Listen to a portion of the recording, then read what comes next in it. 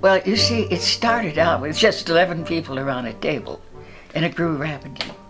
I was one of the original members of this Humanist Society. I kept hoping I could find a Vedanta society or something like it around here, and the closest approximation would be humanism. Humanism is, to me, a way of looking at life, people, human beings, and the physical universe as being all part of the same thing, the combined system. The earth is only so big, and it'll only hold so many people. Well, I think a humanist is a rationalist and a questioner and a philosopher. I think the main thing is that our main focus is on the human race, and as I said, no train back to Eden. We have to solve our own problems. These are people who were upset about the same thing at the same time, and we finally said this is humanism, and humanism fills a need that is not exactly like psychotherapy, and is not exactly like this or that. It's unique in itself, and it's necessary, and people like it once they get into it. Well, I certainly was rebellious from the word go, and I'm very glad I was. And I don't think I regret anything about my work life, and which really was my life. Work was my life, and working with people and their art. I mean, I just, that was the thing that was important to me, what people produced and creatively. I was born in Modica, which is Sicily, and it's the southeast part of Sicily.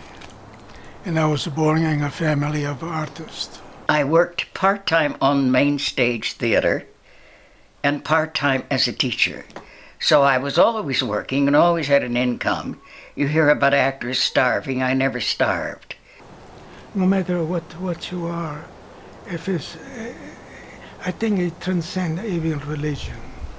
And it's just that it's an innate quality that comes to it. And I remember each one of us gave a little speech saying what we wanted.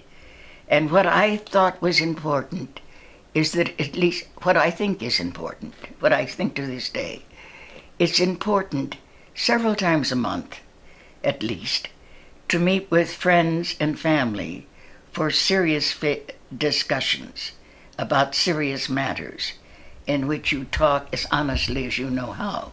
Bank AmeriCard. Fight now, pay later. If you would fight a war today, don't let money hold you back. Buy your planes and tanks and guns with Bank AmeriCard. Attack. We have a sale on bombs today, all marked down by 10%. They'll cost you more if you delay. Money saved is money spent. Pay later, fight now. Pay later, but how? Raise the ceiling, 50 billion. That's the least that we can do. Raise the ceiling to $1 trillion. I didn't yell. Did you? Like hell I didn't yell, I did.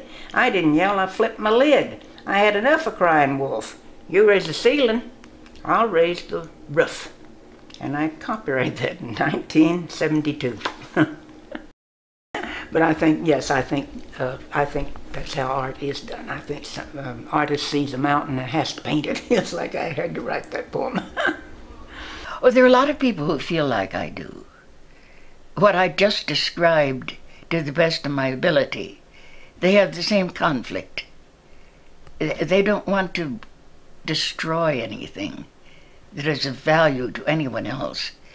I keep thinking of some little old lady who prepares flowers for her church, and who has been preparing the flowers for her church for, say, 10 years, and feels that she is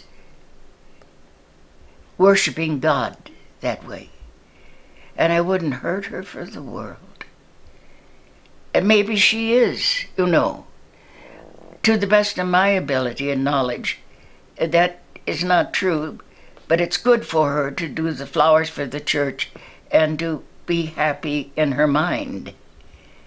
And so I don't want to be destructive, but I want to be as honest as I know how to be about what I believe.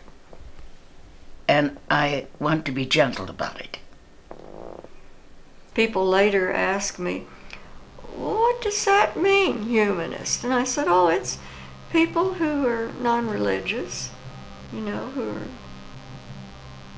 oh. People need to have a place where they can be just as honest as they know how to be. I don't use the word atheist to describe myself. First place, it sounds like I'm positive something that I can't be positive of. I don't think there is any magic guy in the sky, just like I don't think there are unicorns. But I'm not going to say for certain absolute positive. Secondly, it is a conversation stopper. Third, it defines yourself by what you're not. And fourth, it doesn't go far enough for me. Humanists feel that because we are the dominant species of the planet, we have certain responsibilities to ourselves, to each other, to the planet, to our fellow inhabitants, even to the universe.